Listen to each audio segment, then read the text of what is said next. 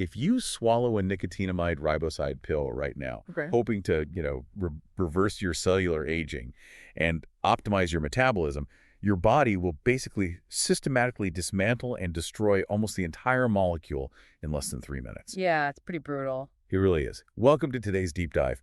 We are dismantling the massive hurricane of marketing surrounding anti-aging supplements, specifically nicotinamide riboside or NR. Right, which is everywhere right now. Exactly. And to do this, we are relying on a massive 2023 biochemical reality check. It's a comprehensive review from the Novo Nordisk Foundation Center by researchers Mads V. Damgaard and Jonas T. Treback. And they did a fantastic job with this. They really did. They critically assessed 25 human trials on NR supplementation to basically separate the actual biological breakthroughs from expensive placebo effects. Okay, let's unpack this. The entire premise of taking NR hinges on fueling a cellular network driven by NAD+1, which is a concept we see everywhere in longevity literature. Yeah, so picture the modern pharmacy aisle, right? Packed from floor to ceiling with glowing, brightly labeled supplement bottles making these aggressive promises about vitality. Oh yeah, turn back the clock, all that stuff. Exactly. Now, let that marketing facade kind of fade away and replace it with the unforgiving reality of a biochemical lab. Because before we can judge the supplement, we really have to look at the cellular engine it's attempting to manipulate. Right. As we know, NAD plus nicotinamide adenine dinucleotide is a critical co-substrate. It doesn't just facilitate electron transfer for oxidative phosphorylation. Its rapid turnover is, it's what makes this entire biological debate so complex. Right, because the NAD plus is constantly being consumed. Like when sirtuins and ADP ribosyl transferases do their work, regulating gene expression, repairing DNA, managing cellular stress, they actually cleave the NAD plus molecule. They do, yeah. They physically break it apart. Right. They separate the nicotinamide moiety from the ADP ribose, which just leaves the body in a constant state of needing to rebuild its supply. Exactly. And the body handles this constant consumption through a highly redundant biosynthesis network. So you have the Price handler pathway converting nicotinic acid into NAD plus some. Okay. Then you have the de novo pathway, which is this metabolically expensive process that synthesizes NAD plus from the amino acid tryptophan, largely in the liver. Got it. And crucially, you have the salvage pathway. This acts as a rapid response recycling plant, taking the nicotinamide, the NAM that gets released when sirtuins consume NAD plus some, and converting it back into nicotinamide mononucleotide, or NMN, and eventually restoring it as NAD plus spen. Here's where it gets really interesting. The cell essentially operates this closed-loop recycling system because the molecule is just too precious to waste. Right. It's incredibly efficient. Think of it like this. If the cell's metabolic output is a smartphone, the ATP is the actual battery charge, but NAD plus is the flow of current through the charging cable. I like that. Right. If the current isn't flowing, you can't convert the food you consume into the energetic currency the cell requires, no matter how much fuel is in the system. The conduit absolutely must remain intact.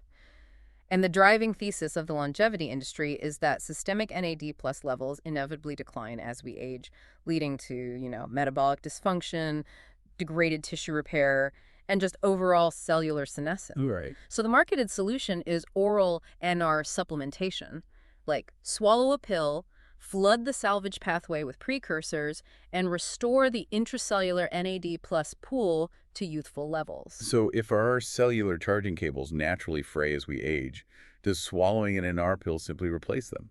I mean, it sounds too simple. Well, tracing the actual journey of that pill through the human body reveals an entirely different story. Because it's not a direct route. Not at all. The assumption that an oral NR supplement gracefully enters your bloodstream, travels to your skeletal muscle or brain, and seamlessly enters the salvage pathway is biologically naive. Right. Let's talk about the massive bottleneck that happens the second this molecule enters the small intestine. Yeah, the gastrointestinal tract operates as a highly aggressive checkpoint. When oral NR enters the small intestine, it encounters an ectoenzyme expressed on the surface of intestinal cells called CD157, which is also known as BST1. And what does that do?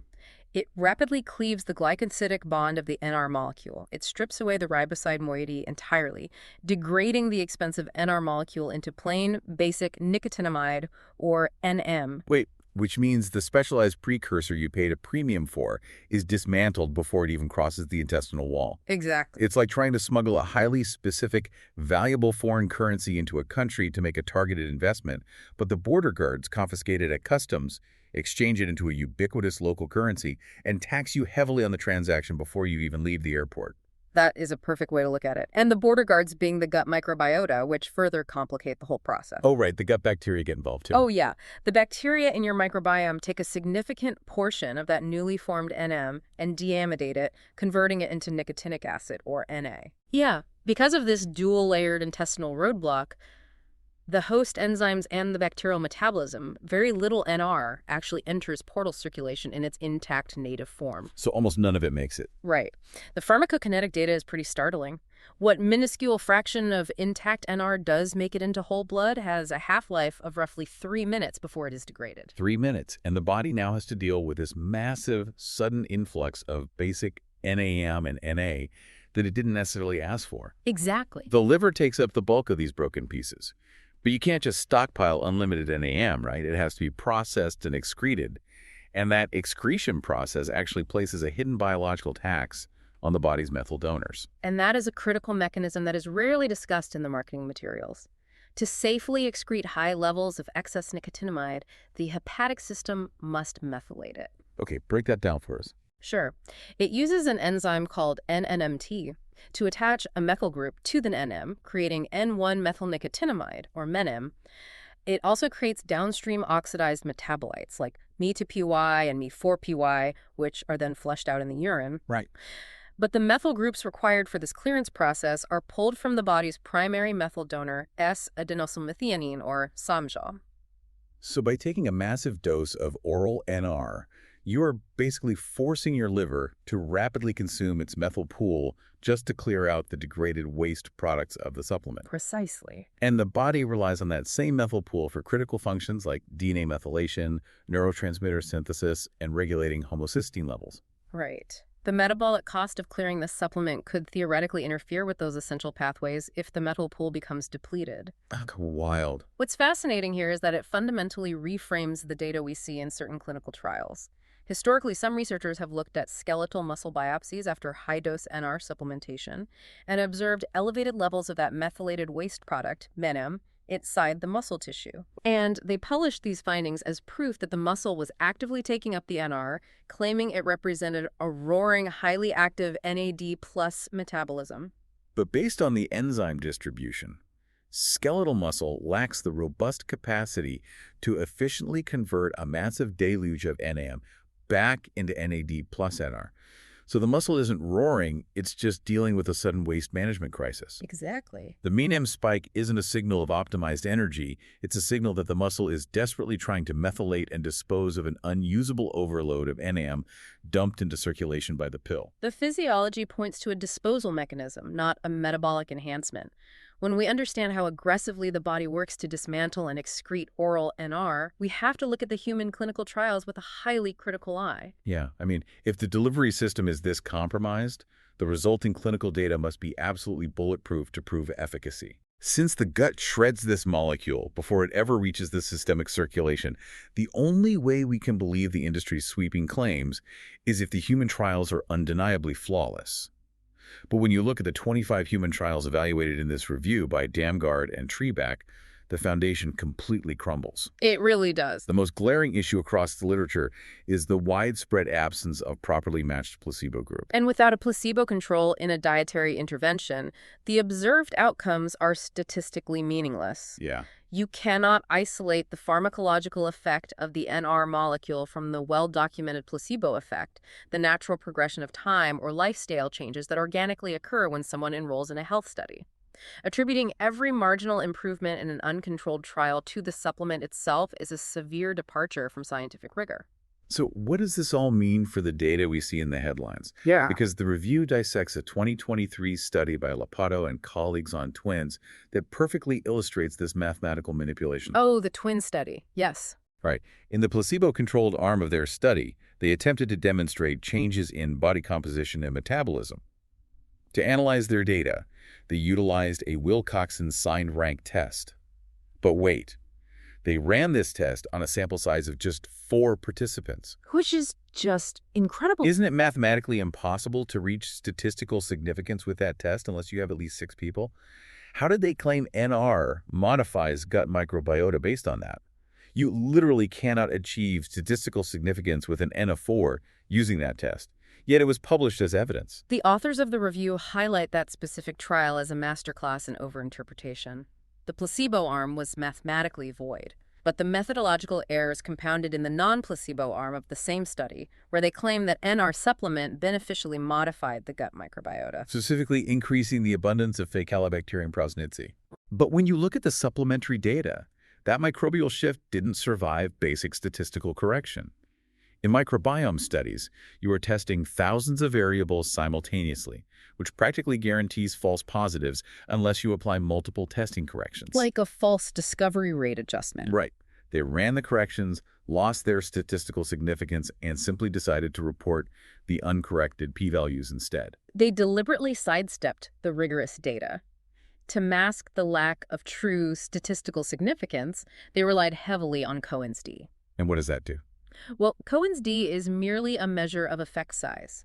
It estimates the magnitude of a difference, but it does not evaluate the statistical probability that the difference is real rather than random chance.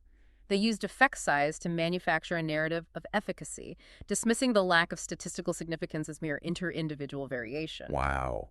And the most egregious part of that specific twin study is the blatant confirmation bias in how they discuss the physical outcomes. When participants showed minor beneficial changes, the researchers definitively credited the NR supplement. Force. But when participants in the exact same trial experienced detrimental changes like increased insulin resistance and unwanted weight gain, the researchers completely absolved the supplement and explicitly blamed those negative outcomes on the effect of time. It is deeply concerning when the scientific method is warped to serve a predetermined narrative. However, as critical as we must be of the methodological flaws, we shouldn't dismiss the molecule entirely. Okay, that's fair.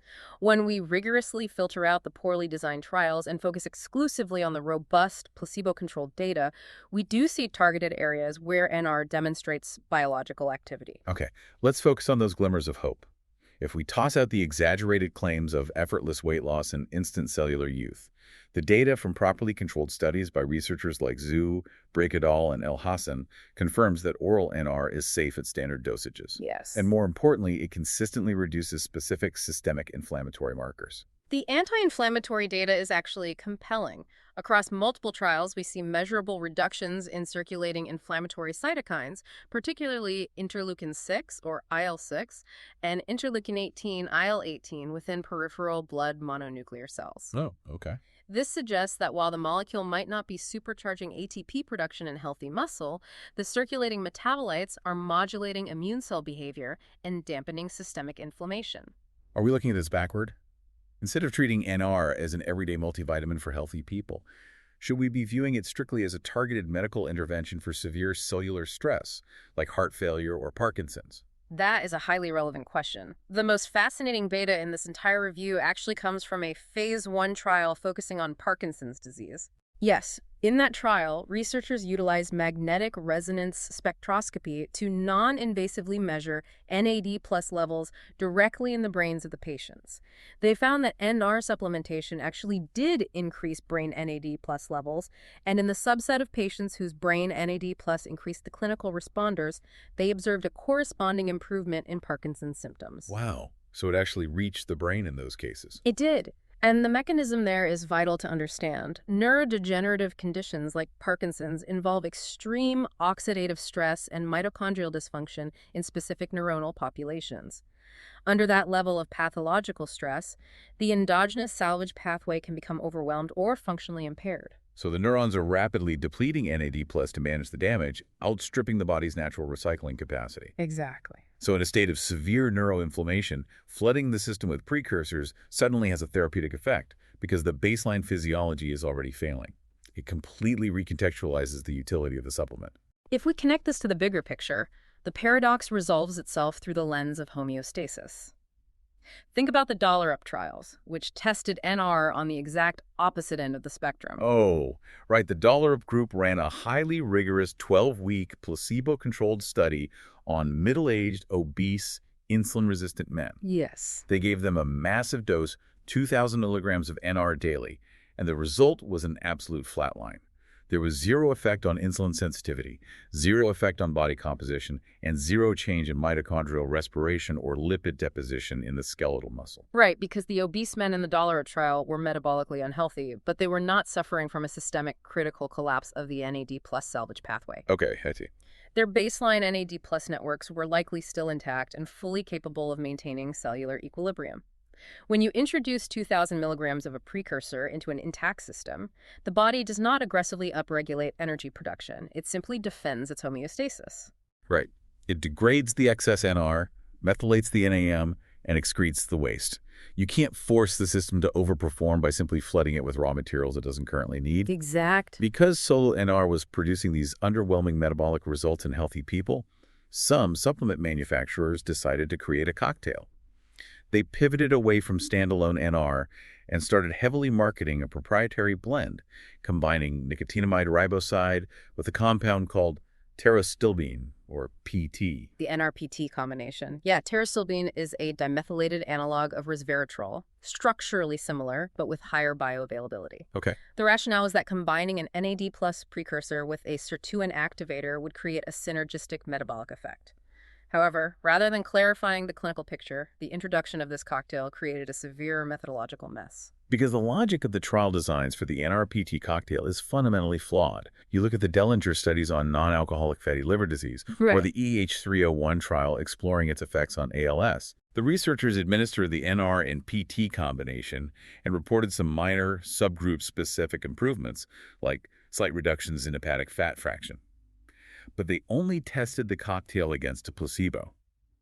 They never included independent study arms testing NR alone or PT alone. And without isolating the independent variables, the clinical outcomes are hopelessly confounded.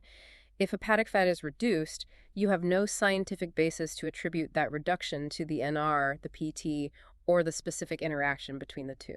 If you bake a cake with a new flour and a new sugar, and it tastes good, you can't just claim the flour is a miracle. How do they know the PT isn't doing all the heavy lifting? Exactly. It's the equivalent of testing a completely unproven drug combination without ever verifying what the individual components do. And while that's frustrating from a data perspective, the review points out that this specific trial design is masking a deeply concerning safety profile. This raises an important question regarding cardiovascular risk. In the Dellinger trials testing the NRPT cocktail, the data revealed a significant dose-dependent increase in low-density lipoprotein LDL cholesterol in the groups receiving the higher doses of the supplement. Wait, really? Yes, and LDL is the primary atherogenic lipid. Elevating it actively drives the progression of atherosclerosis and cardiovascular disease. Which is the exact opposite outcome you want from a pill heavily marketed for metabolic health and longevity. Precisely. And the underlying mechanism points directly to the pterostilbene. Previous independent clinical trials that tested PT in isolation, completely separate from NR, demonstrated that PT reliably raises human LDL cholesterol. Oh, wow. The mechanism isn't fully mapped, but PT appears to modulate hepatic lipid metabolism, potentially interfering with the clearance pathways or downregulating LDL receptor activity in the liver, causing LDL particles to accumulate in plasma. So with burying the PT inside an unisolated cocktail with NR, supplement manufacturers are marketing a longevity product that carries a known, biochemically verified mechanism for elevating cardiovascular risk. You might be marginally lowering some inflammatory cytokines while actively accelerating the lipid profile associated with heart disease. The authors of the review issue a stark warning on this front. The lack of mechanistic transparency and the failure to isolate these compounds in clinical trials means that consumers are blindly accepting the metabolic risks of pterostilbene under the guise of an NAD plus booster. That is the ultimate biochemical reality check. Synthesizing everything we've extracted from this Damgard and Trivac review, oral NR is generally safe on its own, and it does successfully increase the concentration of NAD plus metabolites in your blood. Right. But the biological reality is that your intestinal enzymes and gut bacteria dismantle the vast majority of the molecule before it ever reaches your tissues. The resulting flood of basic nicotinamide places a heavy processing tax on your liver's methyl donors, and the bulk of it is simply excreted in your urine. It demonstrates clear potential as a targeted medical intervention for severe cellular crises like the neuroinflammation seen in Parkinson's disease, where the body's natural salvage pathways are fundamentally failing. Yeah. But for the average individual seeking an everyday metabolic enhancer, the clinical literature simply does not support the marketing. The human trials are plagued by missing placebos, manipulated statistical variances, and an overwhelming failure to move the needle on basic metabolic health markers in controlled environments. Your time, your money, and your health are too valuable to be spent on a hype. When navigating the longevity space, you really have to look past the glowing labels and demand rigorous, placebo-controlled biochemistry. I want to leave you with a final thought to explore, looking beyond the molecule itself. We have discussed how aggressively the gastrointestinal tract and the microbiome intercept and alter these supplements, creating massive variability in how different people metabolize the exact same pill, creating distinct populations of responders and non-responders. If our host enzymes in our unique bacterial colonies ultimately dictate the bioavailability of these longevity compounds, what if the future of anti-aging isn't about engineering the perfect, highly expensive precursor? Oh, that's interesting. What if the true frontier of human longevity relies entirely on cultivating the perfect gut microbiome and letting those microscopic populations perform the metabolic alchemy for us? Well, it really forces you to rethink the entire approach to metabolic optimization. You cannot simply force energy into a closed biological system with a pill. You have to ensure the underlying network is capable of utilizing the current. Thank you for joining us on today's deep dive.